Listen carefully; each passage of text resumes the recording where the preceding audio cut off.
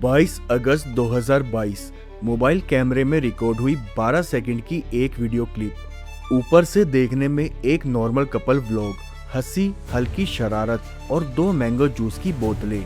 लेकिन आप अगर उस वीडियो को ध्यान से देखें तो आपको दिखेगा एक लड़का जो सच्चा है और एक लड़की जो पहले से ही एक फैसला कर चुकी है, जिसकी कल्पना इस लड़के ने कभी अपने जीवन में नहीं की थी।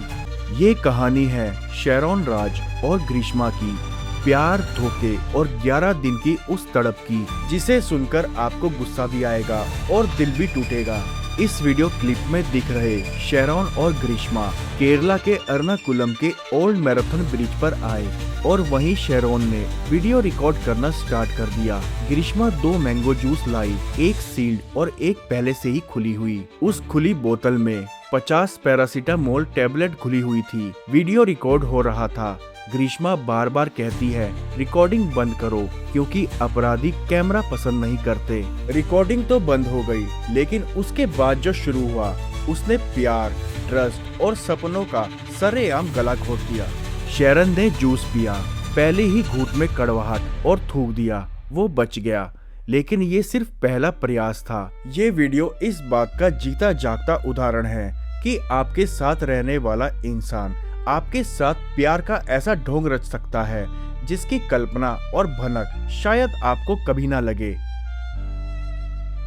23 साल का शेरॉन राज पारासाला केरल के तिरुवनंतपुरम जिले का रहने वाला था। ये इलाका केरल तमिलनाडु बॉर्डर के पास है। शेरॉन की माँ भी एक साधारण हाउसवाइफ थी और उसके फादर एक छोटी सी प्राइवेट जॉब किया करते थे। Sharon medical mission Christian college में बीएससी रेडियोलॉजी का फाइनल ईयर का स्टूडेंट था। शेरॉन एक सीधा और समझदार लड़का था। शेरॉन के परिवार में उसके माता पिता के अलावा उसका एक छोटा भाई भी था।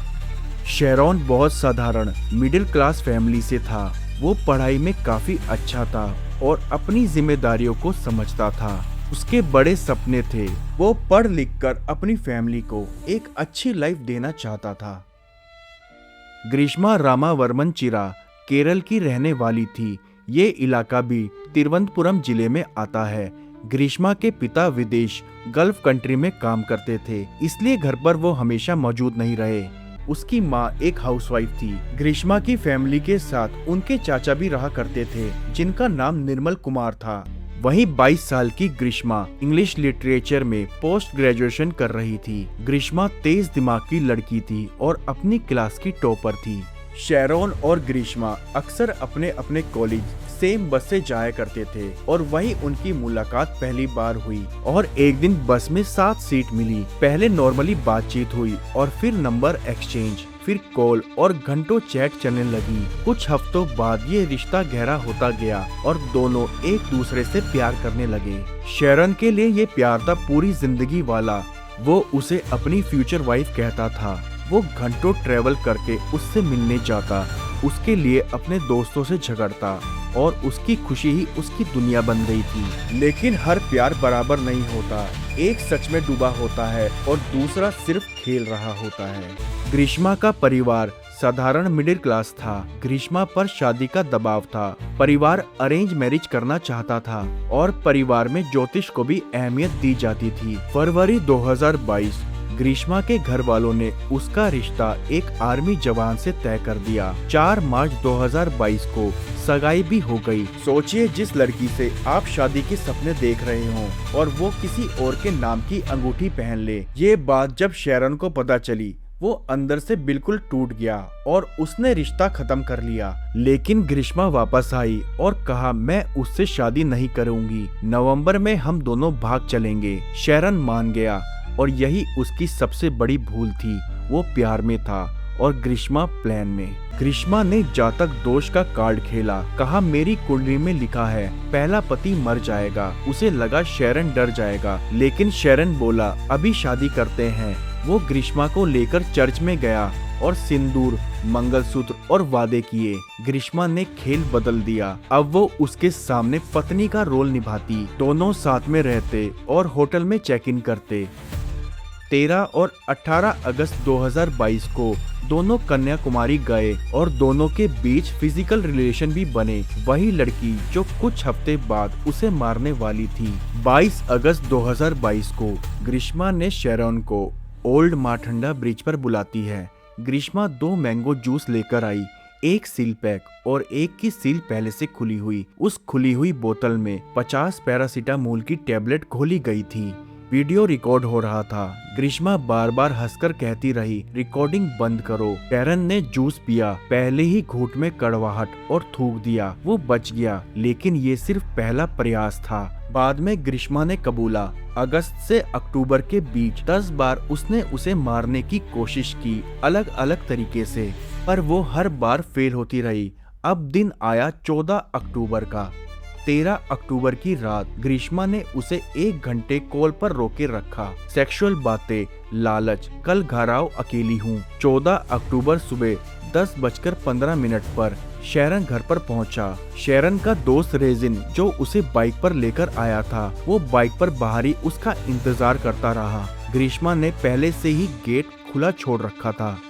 शेरन घर के अंदर गया और दोनों ने एक दूसरे को हग किया और कुछ देर बातें की। उसके बाद ग्रीष्मा ने पहले से ही एक आयुर्वेदिक काढ़ा तैयार कर रखा था, लेकिन ये साधारण काढ़ा नहीं था। इसमें मिला था एक प्रतिबंधित हर्बिसाइड। ये एक ऐसा जहर है जो खेतों में घास मारता है। ग्रीष्मा ने पहले इंटरनेट पर 20 से ज्यादा बार सर्च किया था। Herbicide poisoning system, detect time in human body. उसे पता था 24 घंटे बाद ये केमिकल शरीर से 90% तक निकल जाता है। इसे डिटेक्ट करना मुश्किल होता है, यानी अगर इलाज में देरी हो तो मौत लगभग तय है और किसी को भी पता नहीं चलेगा, और पोस्टमार्टम में बॉडी में इसका मिलना भी मुश्किल है।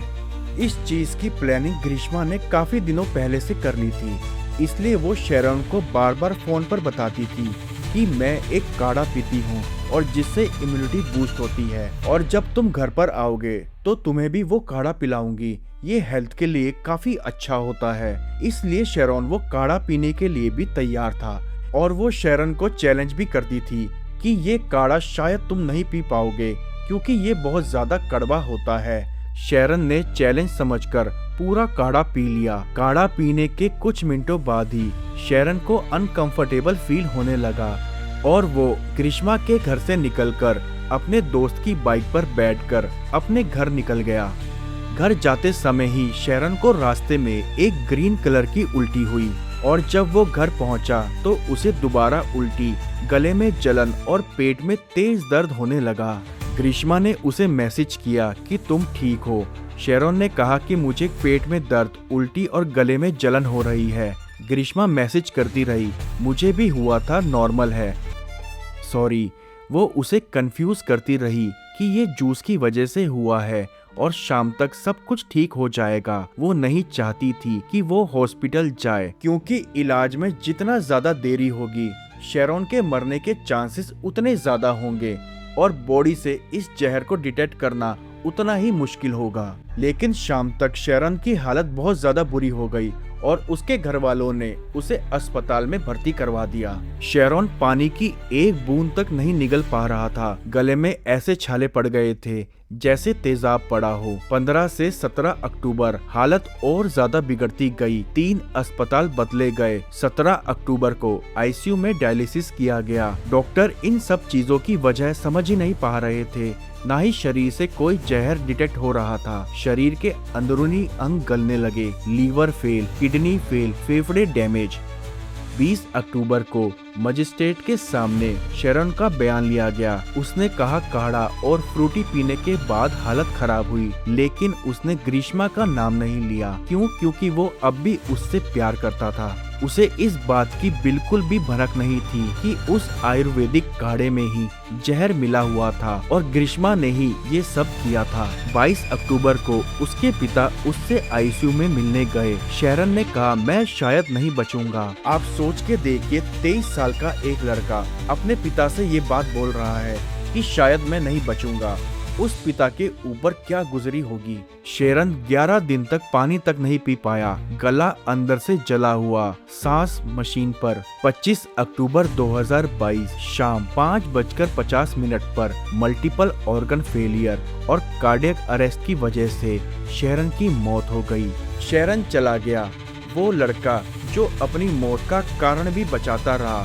सोच के देखिए, वो लड़का ग्रीष्मा से कितना ज्यादा प्यार करता था और कितना ज्यादा विश्वास करता था कि उसे एक बार भी नहीं लगा कि ये सब चीज ग्रीष्मा ने की थी।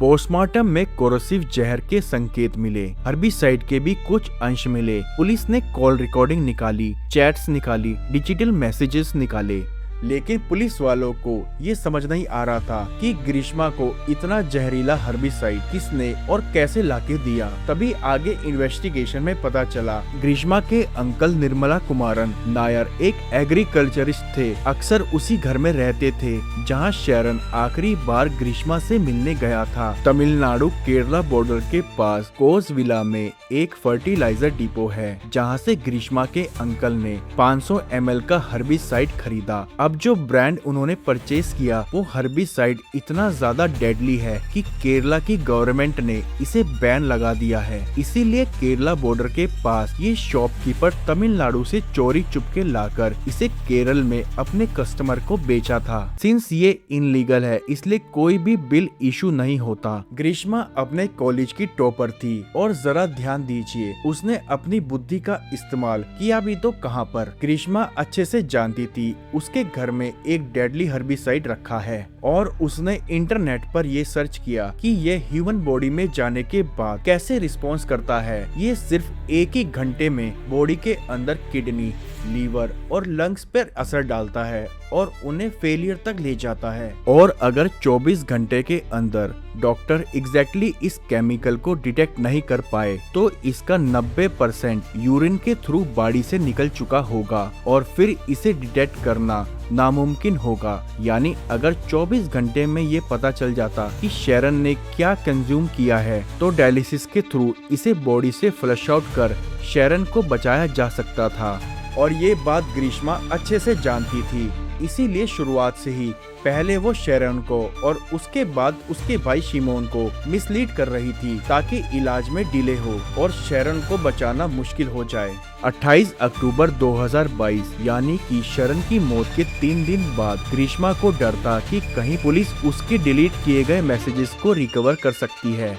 उसने उस हर्बिसाइड की बोतल का स्टिकर हटाकर एक रबड़ प्लांटेशन में फेंक दी, जहां से उसके अंकल ने उठाकर बोतल को इटाकोटू विलेज के पाइपलाइन प्लांट में छुपा दिया, जिसके बाद पुलिस की सख्त पूछताछ में उन्होंने एक्सेप्ट भी कर लिया। पुलिस ने ग्रीष्मा और शेरन के बीच हुए मैसेजेस की डिटेल भी निकाल ली, जिससे ये साफ हुआ कि ये सब ग्रीष्मा के बनाए काढ़े की वजह से हुआ था, जिसमें उसने जहरीला हर्बिसाइड मिलाया था।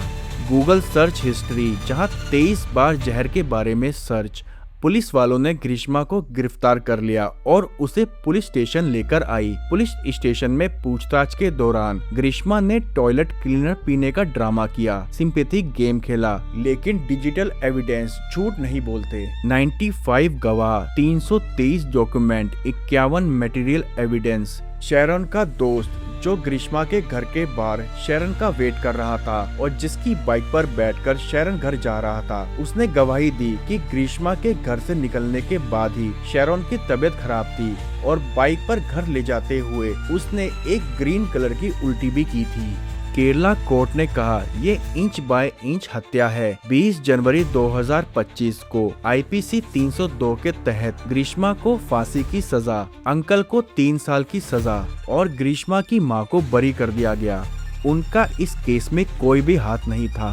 क्या ग्रीष्मा को 11 दिन की वो तड़प याद होगी जब शेरन पानी की एक एक बूंद के लिए तड़पा था? क्या उसे याद होगा वही लड़का जिसने उसे पत्नी माना था? ये हत्या सिर्फ शरीर की हत्या नहीं थी, ये हत्या थी प्यार की और एक अटूट विश्वास की। कभी कभी चेहरा कहानी जैसा खूबसूरत होता है और इरादे जहर जैसे। प्यार कीजिए लेकिन आंखें खोलकर, क्योंकि हर मुस्कुराहट सच्ची नहीं होती।